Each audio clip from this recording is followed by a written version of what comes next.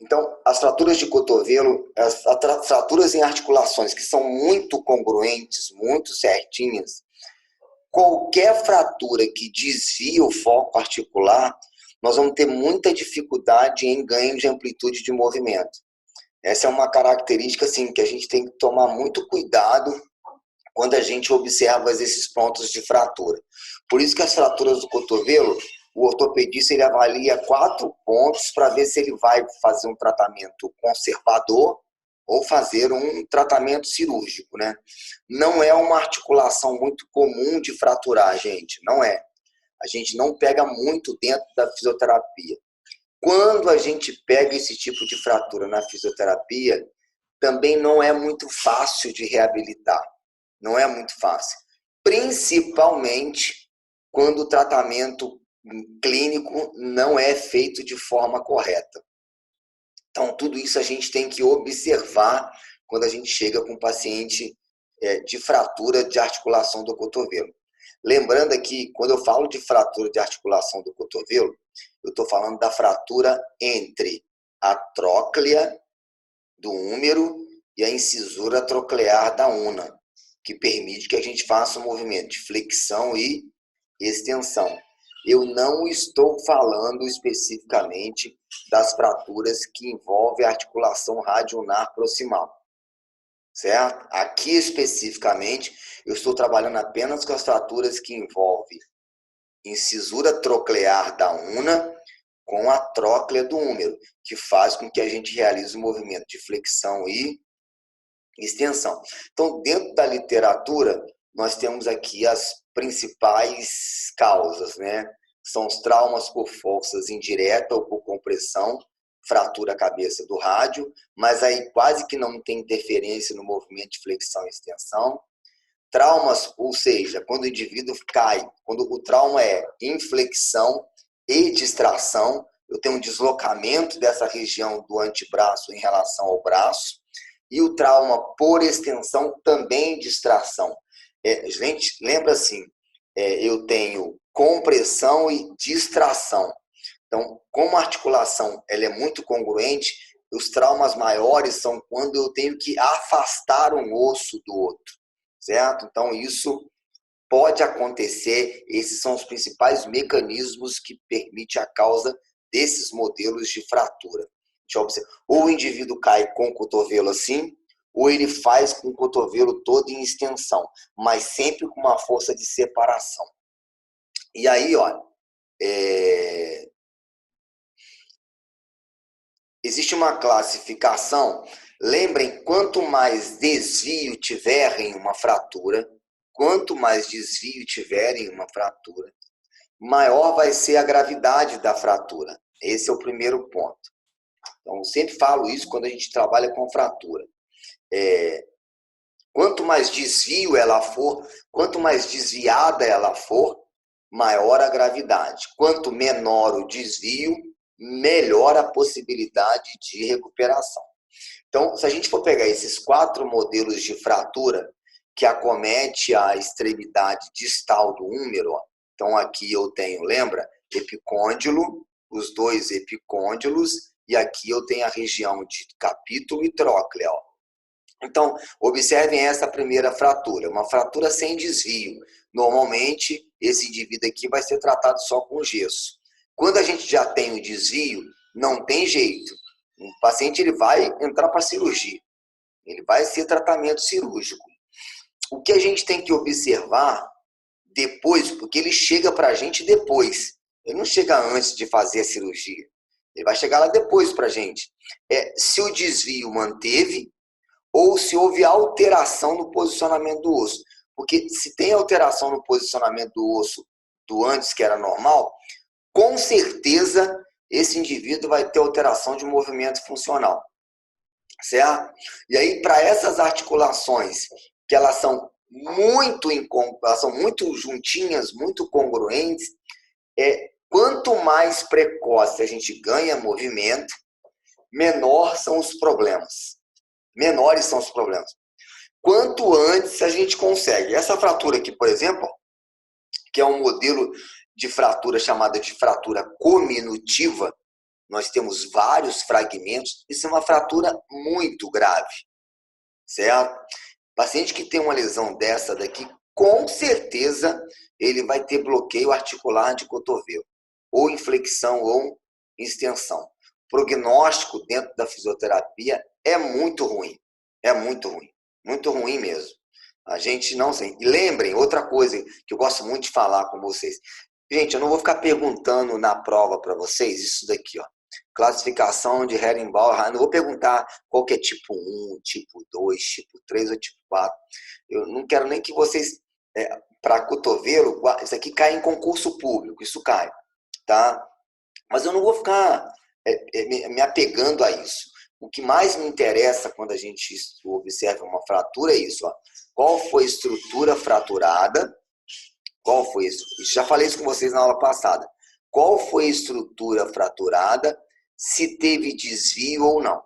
Esse é o primeiro ponto. Então, aqui, ó, é uma fratura que teve desvio. Outro, se foi uma fratura que foi extraarticular ou se foi uma fratura intraarticular.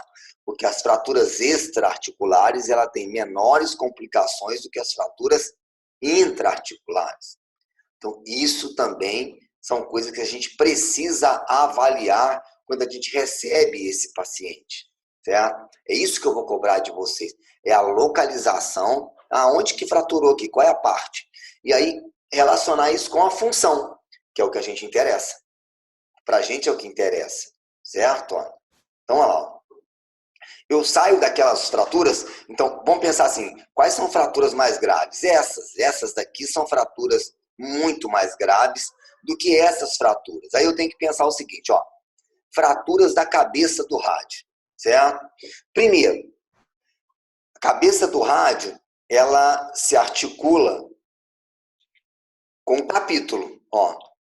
Mas observem bem que o espaço aqui é muito pequeno, então quase não tem interferência para os movimentos de flexão e extensão.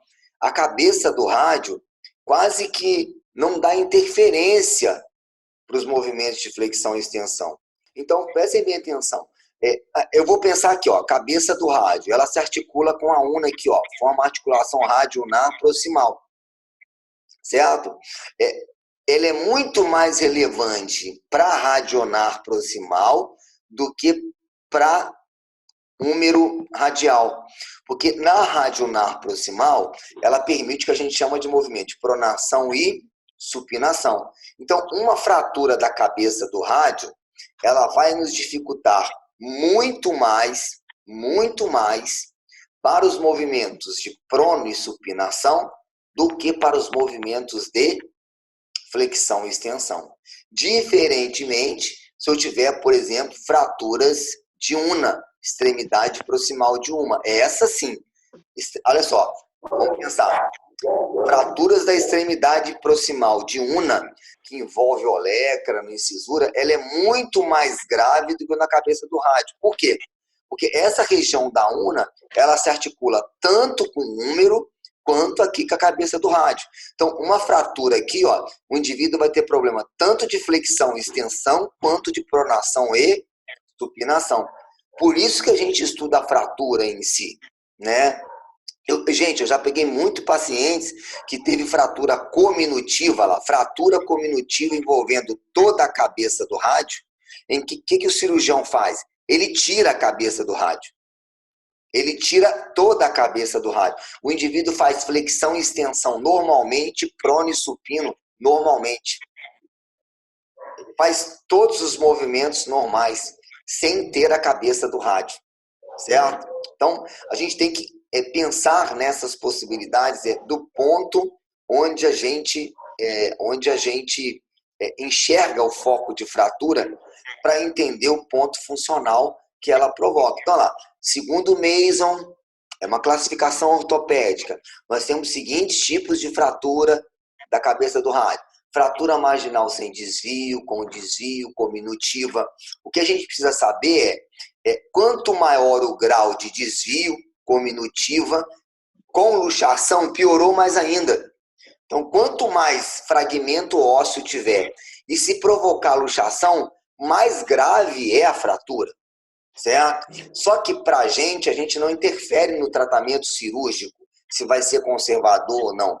A gente vai interferir na recuperação pós o tratamento conservador. E isso a gente precisa analisar o tipo de fratura e o tipo de tratamento que foi feito. Para a gente observar o seguinte, eu tenho que falar para o meu paciente, falar assim, olha, você vai ter um bom prognóstico de tratamento. O seu prognóstico ele é reservado. Por quê? Porque a articulação do cotovelo ela tem essa característica e os ossos que você fraturou vai impedir que você faça movimento de flexão, extensão, prono e supino. É para isso que a gente precisa ter um entendimento do local da fratura. As classificações, ela, em alguns concursos, elas são cobradas. Eu não vou cobrar isso de vocês, entendeu? Isso fica só para vocês, posteriormente, estudarem essas classificações. Olha lá, algumas fraturas são pequenas, olha uma fratura de colo de rádio, bem tranquila. Isso aqui é tratamento conservador, gesso, tá? Olha lá, uma fratura aqui, ó, já com fragmento, com deslocamento. Também isso daqui o médico vai tratar com gesso, não vai fazer diferença. Aqui eu já tenho, olha lá, uma fratura completa, ó. Aí dependendo do caso que for, esse médico ele vai ou vai juntar a cabeça ou vai tirar lá fora, entendeu? Isso é uma fratura luxação, certo? E aí, olha lá, foi conforme como você. Onde está a cabeça do rádio? Olha, totalmente. Normalmente o médico tira essa cabeça do rádio daqui e ele fica sem a cabeça do rádio. Então, vai para a fisioterapia normalmente. Aí vamos pensar na outra articulação. Aqui, ó. Olha a articulação húmero-unar. Olha lá. Totalmente estabilizada, espaço articular. Esse cara vai fazer flexão e extensão sem problema nenhum.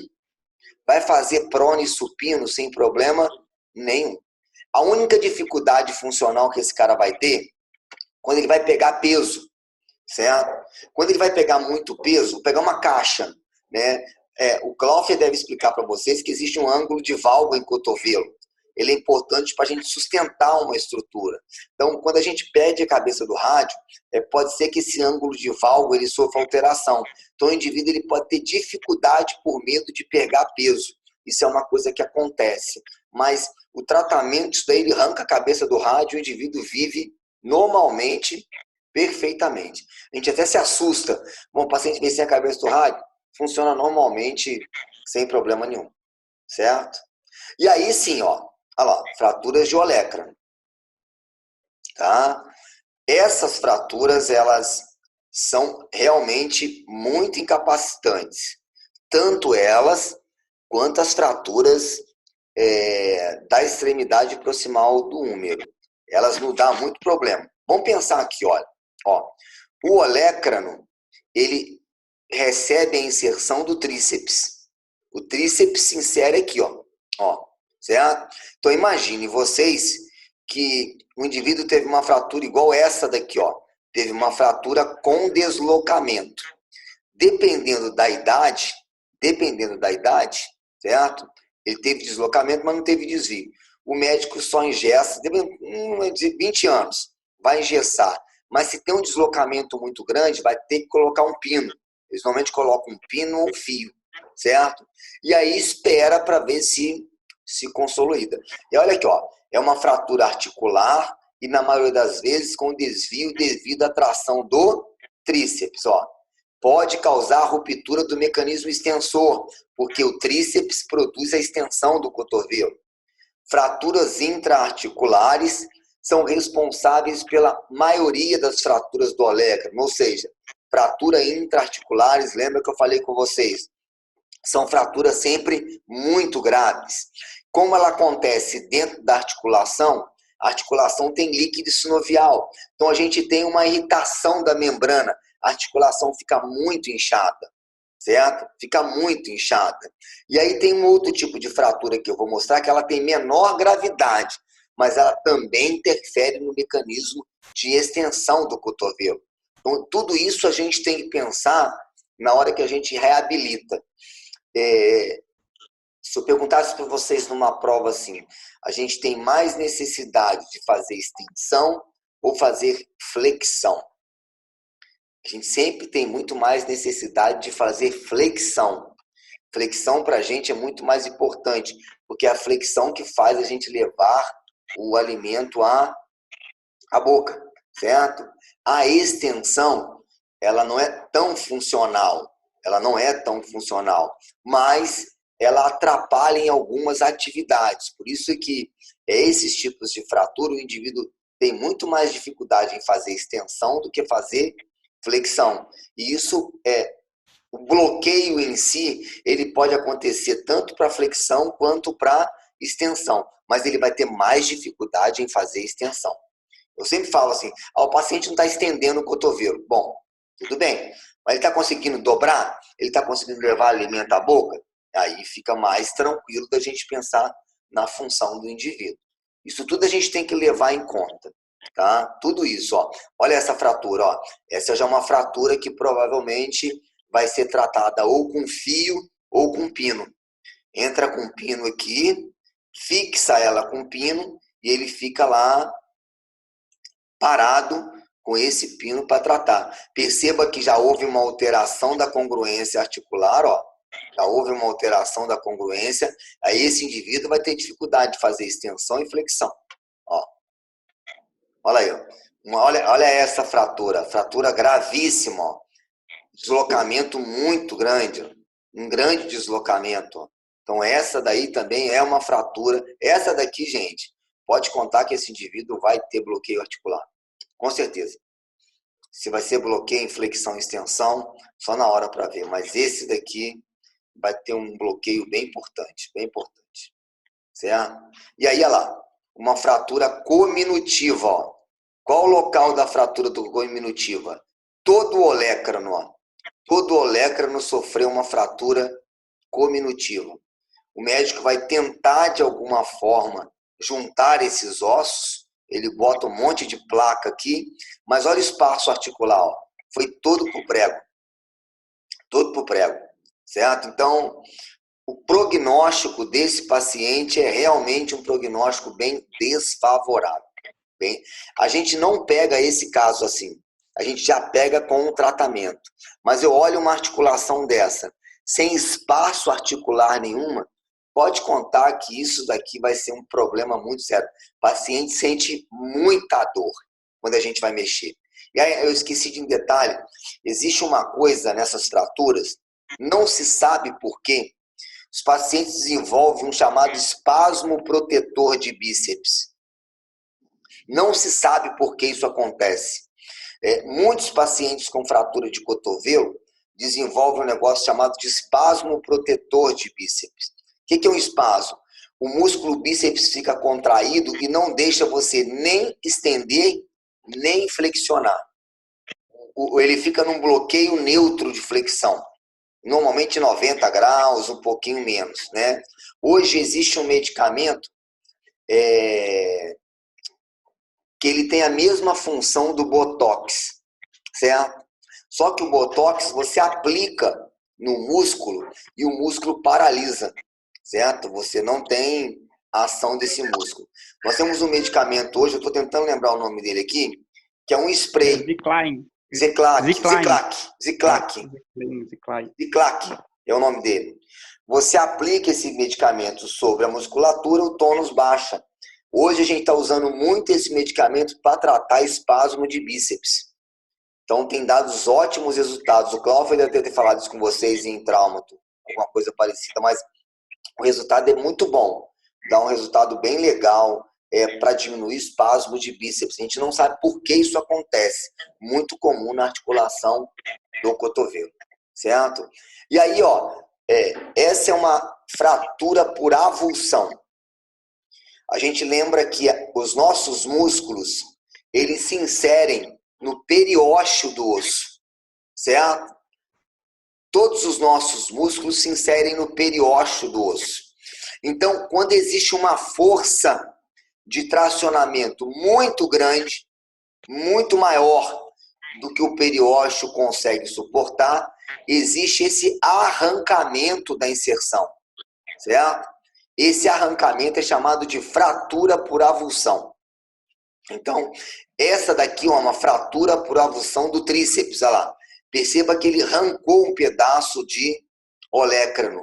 Tem que suturar isso daqui, sutura, o paciente vai ficar um bom tempo parado.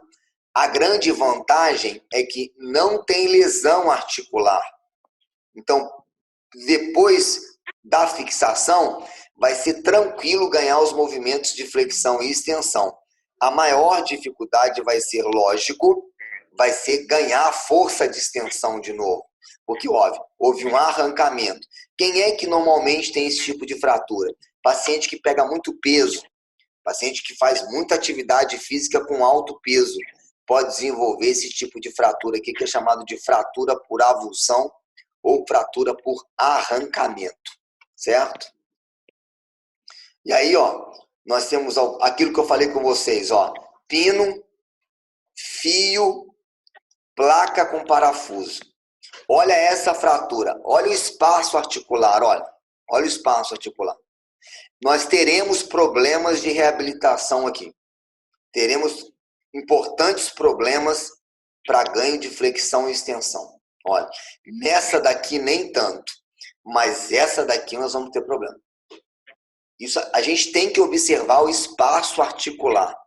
O espaço articular ele tem que apresentar essa linha, ó, essa linha escura. Quando não tem essa linha escura, nós vamos ter problemas porque a gente tem que lembrar que aqui tem uma cartilagem e muitas das vezes essas cartilagens são rompidas durante a fratura. Deixa eu seguir aqui, ó. Bom, fraturas do antebraço. Gente, isso aqui cai muito em concurso público, tá? Isso cai muito em concurso público.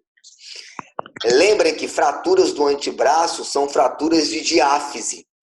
Como é fratura de diáfise, nós não temos problemas articulares. O problema é que algumas fraturas, elas não são acompanhadas da diáfise, elas vêm associadas a subluxações, ou da radionar distal ou da radionar proximal. Então, fraturas do antebraço em si, o tratamento dela é muito tranquilo. Mesmo que seja com placa e parafuso, nós não vamos ter problemas de movimentos de punho nem de cotovelo. O problema é quando essas fraturas acontecem e aí elas desenvolvem alterações tanto na radionar proximal e na radionar distal. Aí nós teremos problemas de movimento ou no punho ou no cotovelo. Então a gente precisa analisar quais são os tipos de fratura. Vamos lá, olha só. Olha aí, ó. Fratura de cacetete. Por que o nome é fratura de cacetete? É como se um indivíduo levasse uma porrada nessa região, certo? Perceba, ó, proximal do cotovelo intacto, pro distal do punho intacto, houve apenas uma lesão de diáfise. Então, olha lá, tratou, não temos problema nenhum de movimento articular. Nenhum. Certo? Se bobear esse indivíduo, nem para fisioterapia vai. Então, essa daqui é uma fratura tranquila. Ó, essa não. Essa já tem uma gravidade. Por quê? Olha, fratura de Monteguia. Guardem essa. Essa é uma fratura que eu gosto de cobrar em prova. Porque cai muito em concurso.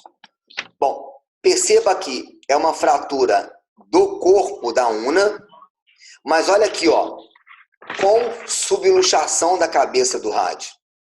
Então, isso daqui não dá problema. O problema é aqui, ó. Eu tenho uma subluxação. Então, aqui eu vou ter problemas de prono e supino. O cara vai alinhar essa fratura, mas ele precisa colocar a cabeça do rádio no lugar. E aí eu vou ter problemas de movimento de prono e supino. Isso é um problema, porque eu tenho uma fratura de diáfise associada a uma subluxação e luxação articular. Ó, essa é de Monteguia. Olha lá. Certo? Essa é de Galeazzi. A de Galeazzi é contrária. Porque a Galeazzi é a fratura da diáfise do rádio. Ó, fratura da diáfise do rádio seguida de subluxação da una. Então, eu tenho, na realidade, ó, uma fratura contrária, uma fratura de diáfise do rádio, que ela vai ser muito bem tratada, seguida com uma subluxação da una. Aí nós teremos problema. Eu vou passar esse último slide, porque depois eu vou voltar na próxima aula falando dele para a gente completar essa aula. Ó, aí, ó. Fratura de diáfise de rádio com subluxação da cabeça da una aqui, ó, na articulação do carpo. Teremos problemas de prono e supinação. Não tem jeito, inevitável. Ó, e essa é uma fratura também muito grave, que é uma fratura de separação. É como você separasse o rádio da una. Essa é uma fratura chamada de fratura de Essex-Loprecht. É uma fratura da membrana interóssea.